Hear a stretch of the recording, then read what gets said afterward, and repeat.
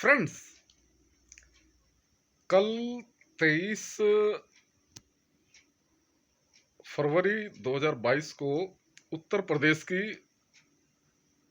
59 सीटों के लिए पोलिंग होगी। ये 59 सीटें, जिसमें कि उत्तर प्रदेश का जो बुंदेलखंड का इलाका है, उसके बांदा डिस्ट्रिक्ट की 6 सीटें, तराई के 2 डिस्ट्रिक्ट हैं, पीलीभीत और लखीमपुर खीरी, और ये अवध की 6 डिस्ट्रिक्ट की सीटें, जिसमें कि उन्नाव, हरदोई, लखनऊ, सीतापुर और रायबरेली। इन 59 सीटों में बीजेपी ने पिछली बार 51 सीटें जीती थी। 50 बीजेपी ने और 1 अपना दल ने। 4 सीटें समाजवादी पार्टी ने, 2 सीटें बीएसपी ने और 2 सीटें कांग्रेस ने।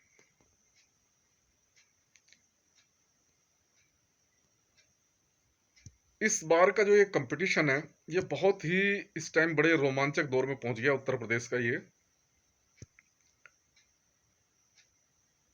क्योंकि पहले 3 चरणों से पता चल चुका है, लग गया कि इस बार बीजेपी इस पोजीशन में नहीं है कि ये अब आगे मेजोरिटी तक पहुंचेगी। क्योंकि ये 4th फेज का जो इलेक्शन है, यहां से जो तकरीबन अब जो बाकी 225 सीटें हैं, ये बहुत ही कंपटीशन वाली सीटें हैं, जिनमें कि एसपी और बीएसपी बहुत ज्यादा ही स्ट्रॉन्ग फाइट में है इसके खिलाफ, बीजेपी के खिलाफ। फर्स्ट फेज था जो कि वेस्टर्न यूपी की 58 सीटों पे था, जो ज्यादातर जो फार्मर्स किसान आंदोलन था, गन्ना किसानों का, उस पर केंद्रित था, जो कि 1 साल तक आंदोलन चला ये एमएसपी का, और जो ये कृषि कानून के जो 3 बिल थे उनको वापस लेने वाला। दूसरे फेज मुस्लिम एरिया था 55 सीटों में। तीसरे फेज में यादव एरिया था। तो अब ये 4th फेज है, ये एक काफी हद तक मिला जुला फेज है। इसमें बीजेपी आखिर स्ट्रॉन्ग उसमें है फाइट में, लेकिन एसपी और बीएसपी दोनों ही उसको उतनी ज्यादा स्ट्रॉन्ग फाइट दे रही हैं कि जिससे कि ये बीजेपी उस पोजीशन में नहीं है कि अपनी पुरानी 51 सीटों को बरकरार रख सके।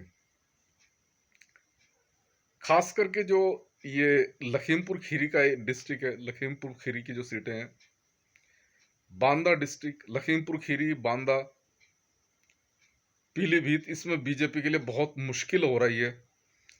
मुश्किल से 1, 2 या 3 सीटें ही निकल पाएंगी इसमें। और बचे 6 डिस्ट्रिक्ट अवध के, उसमें भी तकरीबन 15 सीट्स तक बीजेपी जीत पाएगी, और सारी सीटें एसपी और बीएसपी और कांग्रेस, इनमें काफी हद तक उस पर टक्कर में है। तो ये फेज बहुत ही स्ट्रॉन्ग उसमें है, क्योंकि इसमें तकरीबन 30%, इसमें तकरीबन 16 रिजर्व सीटें हैं, जिसके ऊपर बीएसपी की जो प्रेसिडेंट मायावती ने पहले से ही काफी स्ट्रेस किया था कि जो रिजर्व सीटें हैं उसमें अगर जो मुस्लिम कैंडिडेट बीएसपी को मिल जाए वोट मुस्लिम्स के, तो वो सीटें आराम से निकाली जा सकती हैं। क्योंकि पहले से ये स्ट्रॉन्ग, धीरे धीरे ये स्ट्रॉन्ग केमिस्ट्री बनती जा रही है कि जहां पर बीएसपी ने मुस्लिम अगर स्ट्रॉन्ग कैंडिडेट खड़ा किया, तो वो सीट निकलने के काफी ज्यादा चांस है बीएसपी के, और यही इस बार है। तो बीएसपी बहुत ही अच्छी उसमें स्ट्रॉन्ग पोजीशन में है, और ये काफी हद तक टक्कर देने की पोजीशन में पहुंच चुकी है। और ये फेज बीएसपी के लिए, एसपी के लिए और बीजेपी के लिए एक बहुत ही निर्णायक दौर वाला फेज पहुंच गया है। क्योंकि पहले 3 फेज से ये लग चुका है कि उत्तर प्रदेश हंग असेंबली की तरफ जा रहा है। ना तो बीजेपी ही मेजोरिटी तक पहुंच पाएगी, ना ही समाजवादी पार्टी, और ना ही बीएसपी, एक हंग असेंबली का इलेक्शन होगा। इस फेज में जो उत्तर प्रदेश के काफी बड़े दिग्गज हैं इसमें मैदान में।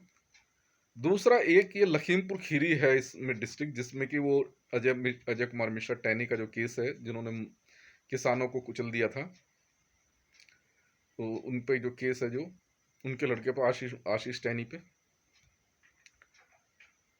तो एक ये भी एक सेंटर पॉइंट है। पूरा ये एरिया काफी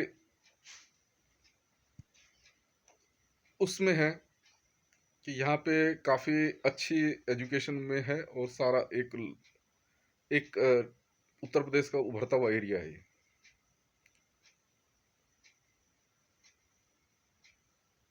तो ये बीएसपी के लिए और एसपी के लिए और बीजेपी के लिए, तीनों के लिए बहुत ही स्ट्रांग फाइट वाला की वो है। बीएसपी ने सभी सीटों पे बहुत ही स्ट्रांग कैंडिडेट को टिकट दिया है। उसमें कई तो जो है, जो दूसरी पार्टी से आए हैं, उनको टिकट दिया है, और दूसरा मुस्लिम काफी स्ट्रांग कैंडिडेट दिए हैं। इस बार ऐसा लग रहा है इस फेज में बीएसपी बहुत ही अच्छी पोजीशन में रहेगी, और तकरीबन 15 से 20 के बीच में सीटें निकाल जाएगी बीएसपी। एसपी का भी तकरीबन इतना ही रहेगा, और बीजेपी भी तकरीबन 20-22 के करीब निकाल जाएगी सीटें। कांग्रेस भी 2-3 सीटों पे निकाल, 3-4 सीटें कांग्रेस भी निकाल की पोजीशन में है टक्कर में। तो देखने वाली बात यह है कि अगला फेज अगले 4 महीनों, आज 4 फेजेस में क्या होने वाला है, क्योंकि ये जो एरिया है ये काफी मिक्स एरिया है, और काफी उसमें है, यहाँ पे दलित भी काफी अच्छी उस पोजीशन में है, तो ये काफी टक्कर देने वाली पोजीशन में है बीएसपी के लिए। बीएसपी बहुत ही स्ट्रांग पोजीशन में है। अगर आपको मेरा वीडियो पसंद आया तो मेरे चैनल को सब्सक्राइब करें, लाइक करें, और बेल आइकन बटन दबाना मत भूलें। धन्यवाद।